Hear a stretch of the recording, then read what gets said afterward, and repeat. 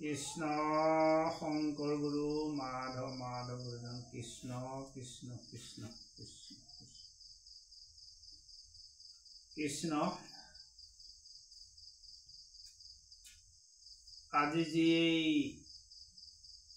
শ্ৰীকৃষ্ণৰ ৰাস ইয়াৰ যি আজি তিথি, সেয়েহে আজি যি শংকৰ গুৰুজনাই মহাভাগৱতৰ পৰা যি ৰাস ইয়াৰ আখ্যানটো আনি কীৰ্তনত ঠাই দি আজি ভকতসকলক এই ঈশ্বৰৰ উৎসৱৰ যি কৰিছে, সেয়া আমাৰ গুৰুজনাই সৃষ্টি কৰি থৈ যোৱা। সেয়েহে ৰাসক্ৰিয়াৰ কীৰ্তনৰ যি পদে প্ৰকাশ কৰিছে, তাকে অকণমান আগবঢ়া হৈছে। কৃষ্ণ বোলা হৰি ৰাম মুকুন্দ মুৰাৰী বিনা হৰি নামে ভৱ তুৰিতে নপাৰি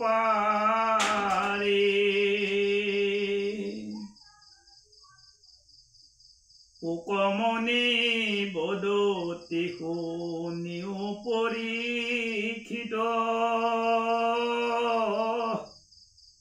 কহোঁ ৰাস ক্ৰীড়া কথা কৃষ্ণৰ চৰিত্ৰ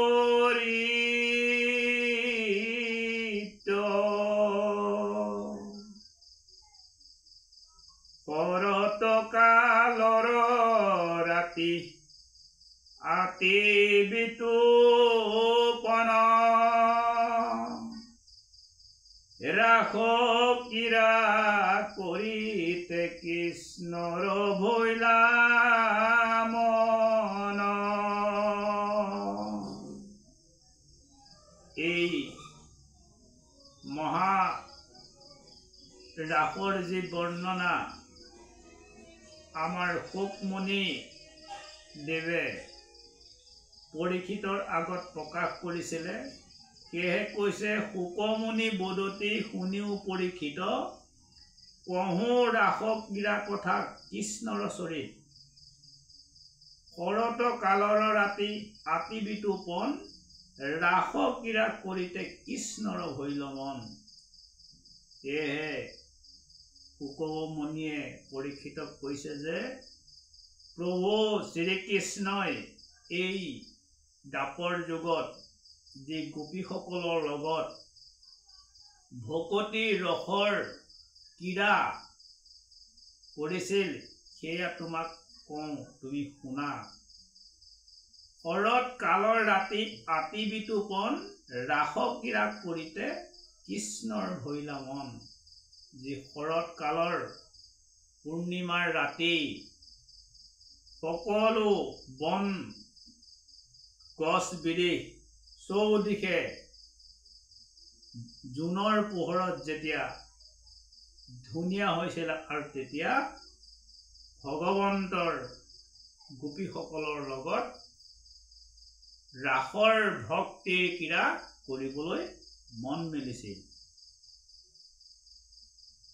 ৰাম ভৈলন্ত উদিত চন্দ্ৰ পূৰ্ব দিশ হন্তে কামাতুৰ যেন সন্তাপ মাজন্তে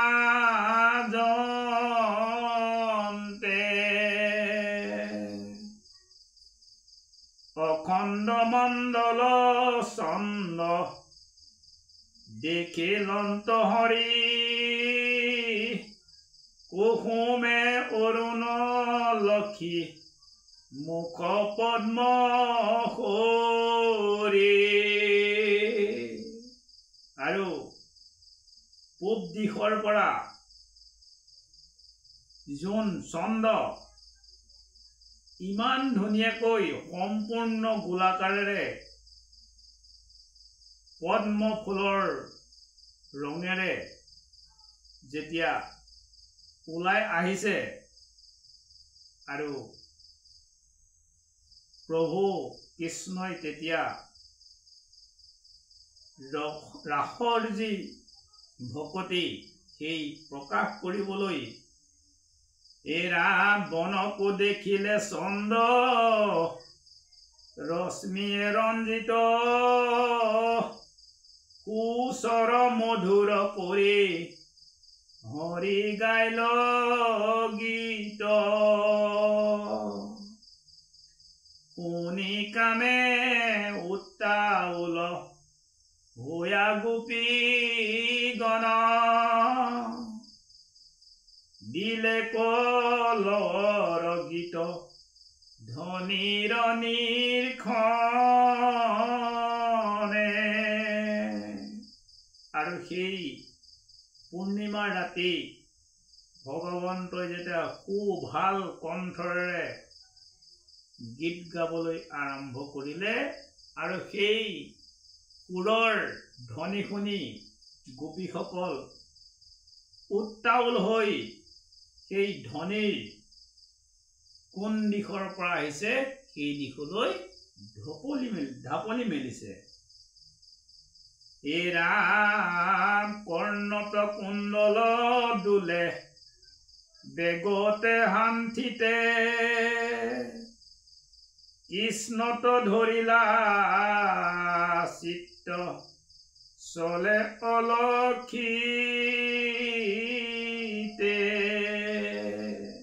আৰু যি দিশৰ পৰা সেই সুৰৰ ধ্বনি আহিছে সেই দিশত গোপীসকলে ইমান বেগেৰে খোজকাঢ়ি গৈছে, খোজত যি কাণত পিন্ধা কুণ্ডল ফুলি হালি গৈছে আৰু গোপীসকলে সেই স্থানলৈ ঢাপলি মেলিছে। হে ৰাম কতো গোপী যায় গাই দুহনক এৰি আশাতে থাকিল দুগ্ধ চৰু সৈতে পৰি। গোপীসকলে যেতিয়া এই কৃষ্ণৰ বাঁহীৰ সুৰ গীতৰ ধ্বনি শুনিলে গোপীসকল ঘৰৰ কাম বন এৰি ঢাপলি মেলিছে। কতো গোপী যায় গাই দুহনক এৰি আশাতে থাকিল দুগ্ধ চৰু সৈতে পৰি। জুইৰ ওপৰত যদি গাখীৰো গৰমাই আছিলে সেই গাখীৰো সেই জুইৰ ওপৰতে এৰি কৃষ্ণৰ চৰণ কৃষ্ণৰ পৰা ভকতি পাবৰ কাৰণে ঢাপলি মেলিছিল। হে ৰাম পিয়ন্তে আছিল শিশু তাহাকো নগনি অতি শুশ্ৰূষাকো এৰি যায় কতো জানি। কতো গোপী আছিল স্বামীক পৰিখন্তে আধা ভঞ্জা হোয়া কতো যায় লৰভন্তে। আৰু সেই গোপীসকলৰ ভকতিত ইমান আগ্ৰহ হৈছিল, নিজৰ যদি শিশুটোক গাখীৰো দি আছিলে তাকো এৰিছে। আৰু যি স্বামীক যি শুশ্ৰূষা কৰা, স্বামীলৈ ৰৈ থকা এই সকলো কাম আধা ভাজি থাকোঁতেও স্বামী গুৰুক খুৱাবৰ কাৰণে অন্ন সেইবিলাকো তাতে এৰি দিছিলে। হে ৰাম কৃষ্ণৰ শ্ৰৱণে যেন হৰি দাস গণে এৰৈ কাম্য কৰ্ম হবে তদগত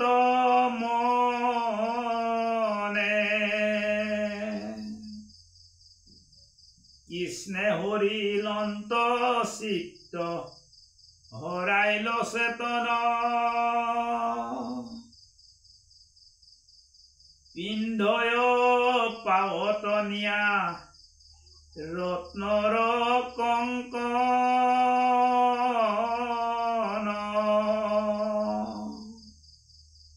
আৰু যি কৃষ্ণৰ ভক্ত গোপীসকল সেই গোপীসকলে সকলো এৰি কৃষ্ণৰ চৰণ পাবৰ কাৰণে কৃষ্ণে হৰি লন্ত চিত্ত হৰাইল চেতন কৃষ্ণৰ ধ্বনিয়ে কৃষ্ণৰ চৰণৰ কৃপায়ে সকলো এৰি ইমান লৰালৰি কৰিছে পিন্ধয় পাৱতনীয়া ৰত্নৰ কংকন আৰু যি নেকি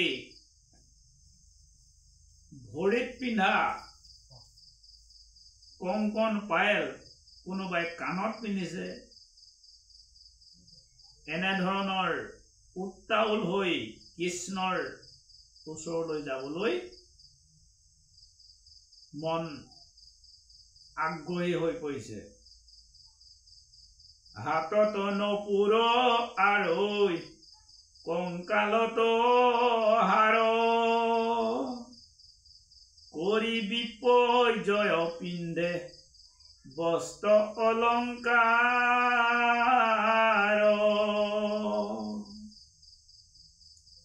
তথাপি কৃষ্ণক পাইলে গোপিকাসকলে ভকতৰ কৰ্ম যেন নভৈল বিফল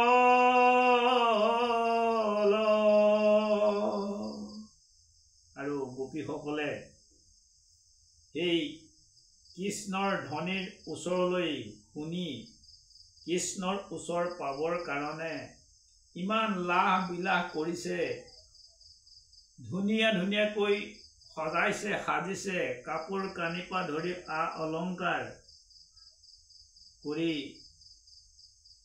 যোৱাত কিন্তু ভগৱন্তই গোপীসকলক বিফল কৰা নাছিলে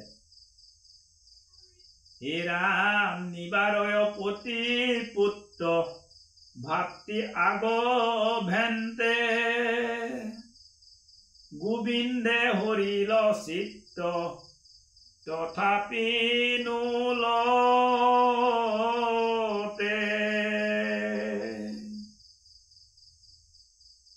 বিমোহিত হোয়া হবে লৰে গোপিনী হৰি ভকতক যেন নলংঘে বিঘিনী আৰু সেই গোপীসকলক স্বামীয়ে আৰু পুত্ৰসকলে বা কোনোজনীৰ ভায়েকে আগভেটি ধৰিছে যে তোমালোক কলৈ যোৱা যাব নালাগে কিন্তু সেই কথা মনা নাই গোবিন্দে হৰিল চিত্ত তথাপি নুলতে গতিকে ভগৱন্তৰ কৃপাৰ যি ক্ৰীড়া সেই ক্ৰীড়াৰ শক্তিত কাৰো বাধা মনা নাছিলে বিমোহিত হোৱা হবে লৰে গোপিনী আৰু সেই কথাবিলাক কলে মন কাণ নিদি খালি দৌৰিবলৈ লাগিছিলে আৰু দৌৰি জাপলি যাওঁতে হৰি ভকতক যেনে নলংঘে বিঘিনী আৰু গোপী ভক্তসকলৰ সেই ইমান উত্তাউল অৱস্থাত গৈছে যদিও একো বিঘিনি হোৱা নাছিল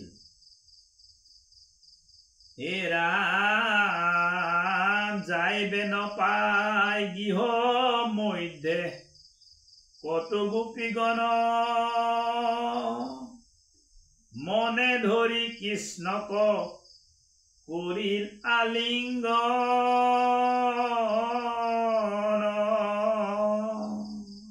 আৰু কিছুসকল সেই ঈশ্বৰৰ ধ্বনিৰ সুৰৰ জেগালৈ যাবলৈ নোপোৱাত তেওঁলোকে মনতেই ভগৱন্তক শ্ৰীকৃষ্ণক স্থাপন কৰি তাতেই আলিংগন কৰিছিল ভকতিৰ হে ৰাম অনেক জন্মৰ কৰ্ম বন্ধ কৰি ক্ষীণ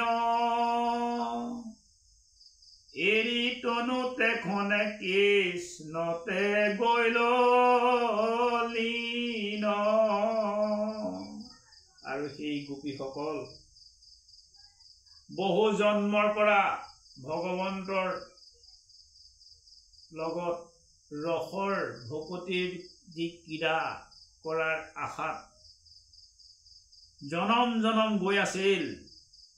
আৰু সেই দাপৰ যুগত সেই দিন আহিছে, কাৰণ সেই গোপীসকল আছিল এজন এজন ভক্ত। ৰাম অৱতাৰত যিসকল ঋষিমুনি আছিল, আৰু সেই ঋষিমুনিসকলেই আহি দাপৰ যুগত গোপী হৈ ঈশ্বৰৰ লগত ভকতিৰ ৰস আদান প্ৰদান কৰিবৰ কাৰণে যিটো সুযোগ পাইছে, আৰু সেই সুযোগক এৰি নিদি সকলো গৃহকৰ্ম পতিপুত্ৰ সকলো ত্যাগ কৰি ঈশ্বৰৰ ওচৰলৈ ঢাপলি মেলিছে। হে ৰাম পাছে পুৰে পৰীক্ষিতে শুনি মিলিল সংশয়, যাৰ বুদ্ধি মাধৱক সেৱৈ গোপী ছয়। তথাপি মোহক মুখ্যক পাইলে কিনো বিপৰ্যয়, বোলা হৰি হৰি হৌক পাপৰ প্ৰলয়।